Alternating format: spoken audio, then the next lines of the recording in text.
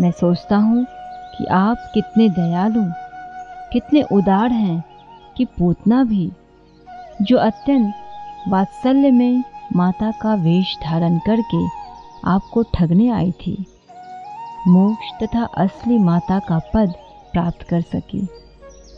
उसी कुल के अन्य असुरों यथा अघासुर तथा बकासुर को भी मोक्ष मिला, क्योंकि वे आपको पा सके। ऐसी अवस्था में मुझे आश्चर्य हो रहा है। इन वृंदावन वासियों ने आपको सर्वस्व, अपना शरीर, मन, प्रेम तथा घर, अपना धन दौलत अर्पित कर दिया है। उनकी हर वस्तु आपके काम में लाई जाती है। अतः उनके इस ऋण को आप किस प्रकार चुका सकेंगे? आपने स्वयं को पहले ही पूतना को समर्पित कर दिया। मेरी निश्चित धारणा है कि आप वृंदावन वासियों की प्रेम पूर्ण सेवा से कभी भी ऊऋण नहीं हो सकेंगे। उनके सदैव ऋणी बने रहेंगे। हे प्रभु, मैं जानता हूँ कि वृंदावन वासियों की सेवा सर्वोत्कृष्ट इसलिए है क्योंकि वे अपनी सारी भावनाओं को आपकी सेवा में हर समय रत रहते हैं। कहा जाता है कि भौतिक वस्तुओं तथा घर के प्रति आसक्ति का कारण मोह है, जिससे जीव इस संसार में बंध जाता है। किंतु ऐसा उन लोगों के साथ होता है जो कृष्ण भावनामृत नहीं होते। वृंदावन वासियों के साथ ऐसे अवरोध यथा घर बार की आसक्ति है ही नहीं, क्योंकि उनकी आसक्ति आप में केंद्रित हो चुकी है और उनके घर मंदिर बन चुके हैं, क्योंकि आप सदैव उपस्थित रहते हैं और चूंकि वे आपके लिए सब कुछ भूल चुके हैं, अतः उनके समक्ष कोई अवरोध नहीं रह गया। कृष्ण भावना भावित व्यक्ति के लिए घर बार जैसी वस्तु का न तो अवरोध है न कोई मोह। मैं यह भी जानता हूँ कि एक नन्हे ग्वाल बाल के रूप में आपका प्राकट्य कोई भौतिक क्रिया नहीं है। आप उनके प्रेम के प्रति अत्यधिक कृतज्ञ हैं और आप अपनी दिव्य उपस्थिति के द्वारा उन्हें अधिकाधिक प्रेमा भक्ति के लिए प्रेरित करने आए हैं।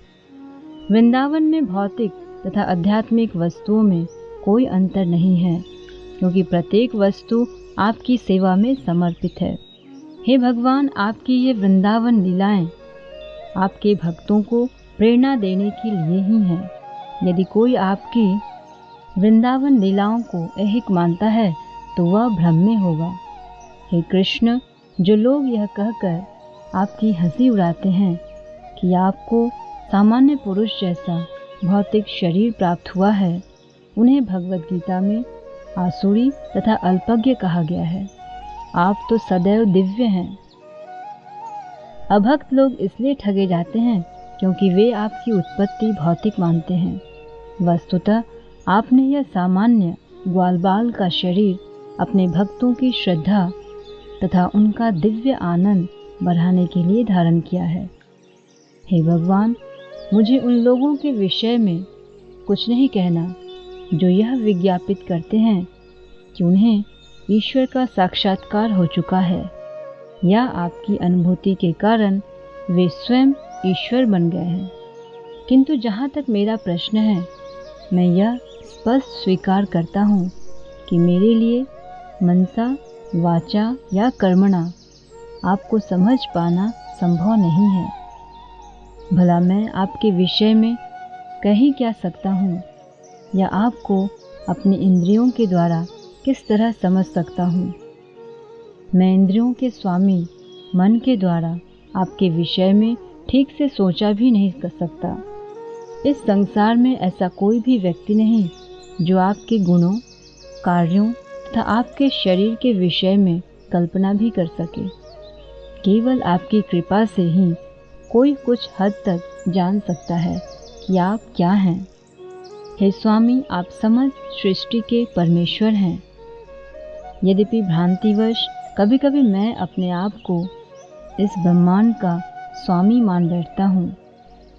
मैं इस ब्रह्मांड का स्वामी हूँ भी तो ऐसे तो असंख्य ब्रह्मांड हैं और ऐसे असंख्य ब्रह्मा हैं जो उन ब्रह्मांडों के नियामक हैं, किंतु वास्तव में आप उन सब के स्वामी हैं।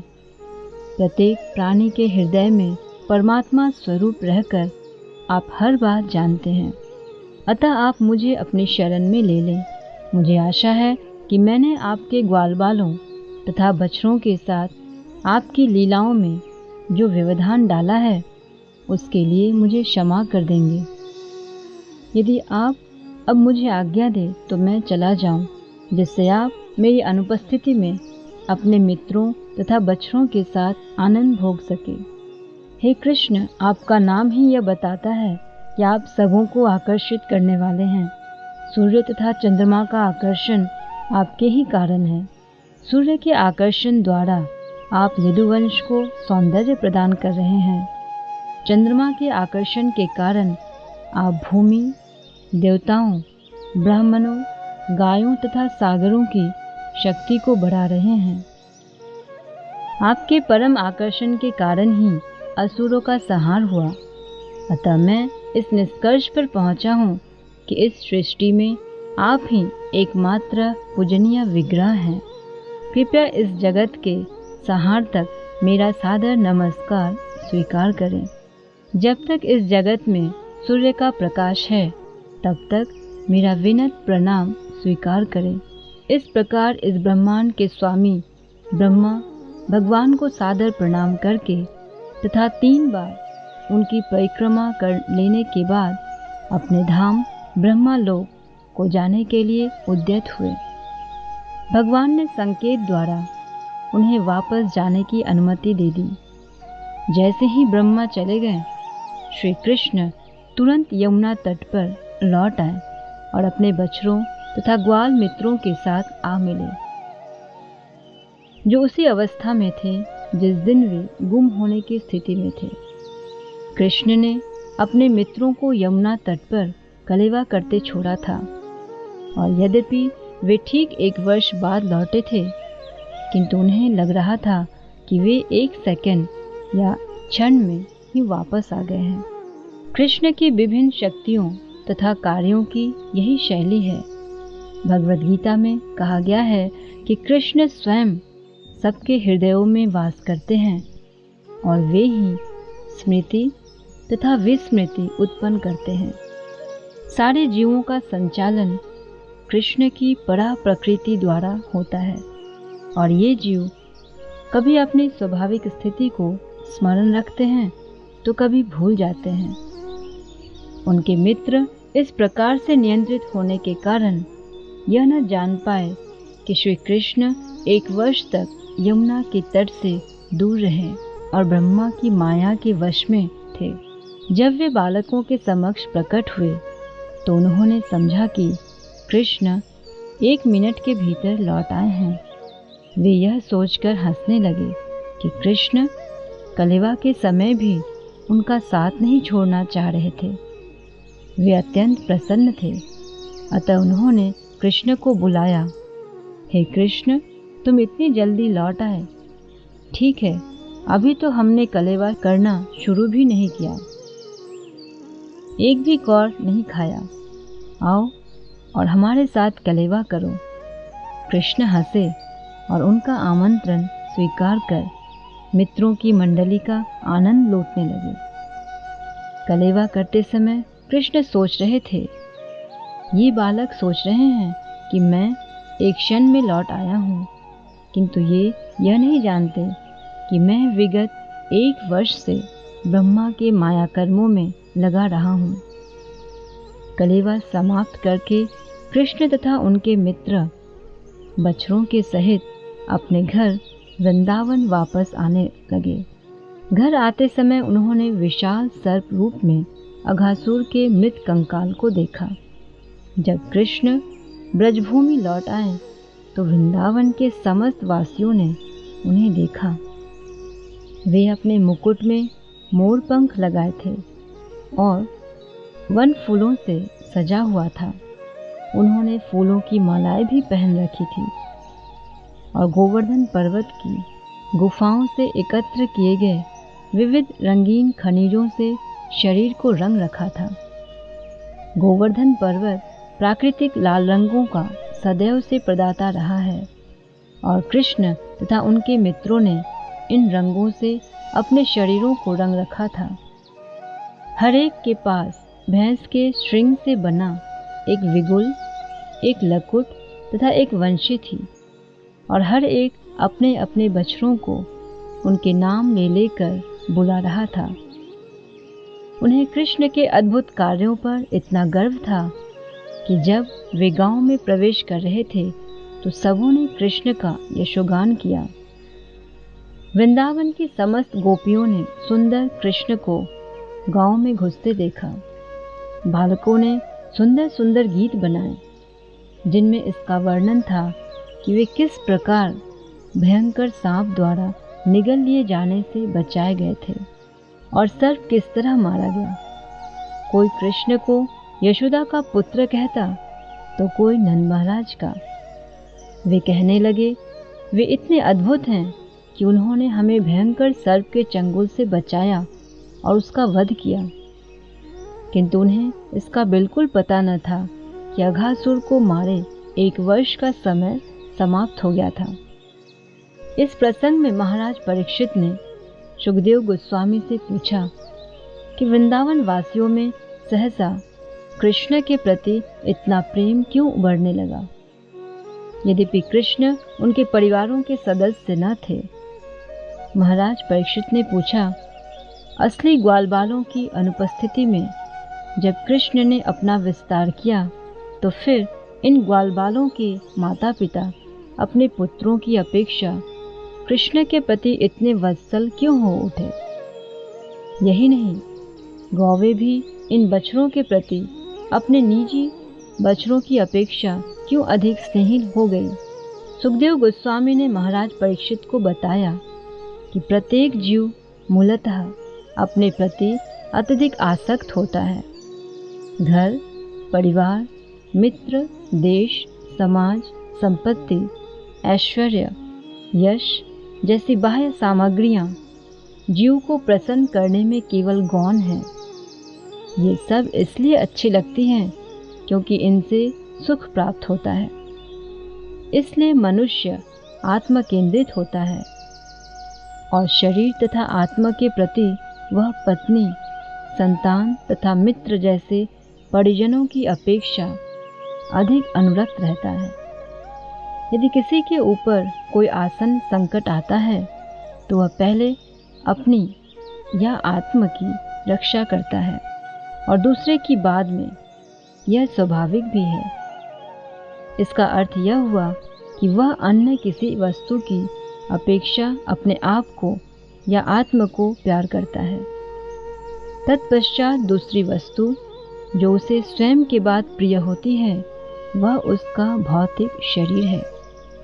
जिस व्यक्ति को आत्मा के विषय में कुछ पता नहीं रहता वह अपने शरीर के प्रति अत्यधिक आसक्त रहता है। यहाँ तक कि बुढ़ापे में भी वह अपने शरीर को कई कृत्रिम साधनों से बनाए रखना चाहता है क्योंकि वह सोचता है कि उसका वृद्ध तथा जर्जर शरीर बचाया जा सकता है। प्रत्येक व्यक्ति या तो देहात्म बुद्धि के कारण या आध्यात्मिक बोध के कारण अपने आप को आनंद प्रदान करने के लिए अहरनिश श्रम करता रहता है। हम भौतिक वस्तुओं के प्रति इतने इसलिए आसक्त रहते हैं क्योंकि वे इंद्रियों को या शरीर को सुख प्रदान करती है। इस शरीर के प्रति आसक्ति का एकमात्र कारण यही है कि इस शरीर के भीतर मैं अर्थात आत्मा है। इसी प्रकार जब मनुष्य और ऊपर उठ जाता है तो वह समझने लगता है कि आत्मा प्रिय है क्योंकि यह कृष्ण का अंश है। अंततोगत्वा कृष्ण ही प्रिय एवं आकर्षण है। वे ही हर वस्तु की परम आत्मा है और हमें यही जानकारी देने के लिए कृष्ण अवतरित होते हैं और बताते हैं कि वे ही समस्त आकर्षण के केंद्र हैं। कृष्ण का अंश बने बिना कुछ भी आकर्षक नहीं है। दृश्य जगत में जो भी आकर्षण है वह कृष्ण के कारण है। अतः कृष्ण समस्त आनंद के आगार हैं। कृष्ण ही प्रत्येक वस्तु के सक्रिय तत्व हैं और जितने परम सिद्ध अध्यात्मवादी हैं वे हर वस्तु को उन्हीं से संबंधित देखते हैं। चैतन्य चरितामृत में यह कहा गया है कि महाभागवत अर्थात अत्यंत सिद्ध भक्त कृष्ण को समस्त चराचर जीवों का सक्रिय तत्व मानता है। अतः वह इस दृश्य जगत की प्रत्येक वस्तु को कृष्ण से संबंधित देखता है। जिस भाग्यशाली व्यक्ति ने कृष्ण की शरण ग्रहण कर ली है उसके लिए पहले से मुक्ति रखी है। वह इस भौतिक जगत से दूर रहता है। इसकी पुष्टि भगवद गीता में हुई है। जो भी कृष्ण की भक्ति में लगा हुआ है वह पहले से ब्रह्मभूत पद पर है। कृष्ण नाम ही पवित्रता तथा मुक्ति का सूचक है। जो भी कृष्ण के चरणाविंद की शरण में आता है वह अज्ञान सागर पार करने के लिए नाव में चढ़ जाता है। उसके लिए इस जगत का महान विस्तार गोखुर में जल जैसा नगण्य बन जाता है। कृष्ण समस्त महान आत्माओं के केंद्र हैं और समस्त जगतों के आश्रय भी हैं। कृष्ण भावना भावित व्यक्ति के लिए वैकुंठ दूर नहीं है। वह इस भौतिक जगत में नहीं रहता जहाँ पद पद पर संकट है। इस प्रकार सुखदेव गोस्वामी ने परीक्षित महाराज से पूरी तरह से कृष्ण भावनामृत या भक्ति की व्याख्या की। सुखदेव जी ने उन्हें भगवान ब्रह्मा के वक्तव्य तथा उनकी प्रार्थनाएं भी सुनाई। भगवान कृष्ण की ये बाल लीलाएं, बालकों के साथ क्रीड़ा करना, यमुना तट पर उनके साथ कलेवा करना तथा ब्रह्मा द्वारा उनकी स्तुति, ये सारी घटनाएं दिव्य हैं। जो कोई इन्हें सुनता है, पढ़ता है या इनका कीर्तन करता है उसकी समस्त आध्यात्मिक इच्छाएं पूरी होती है।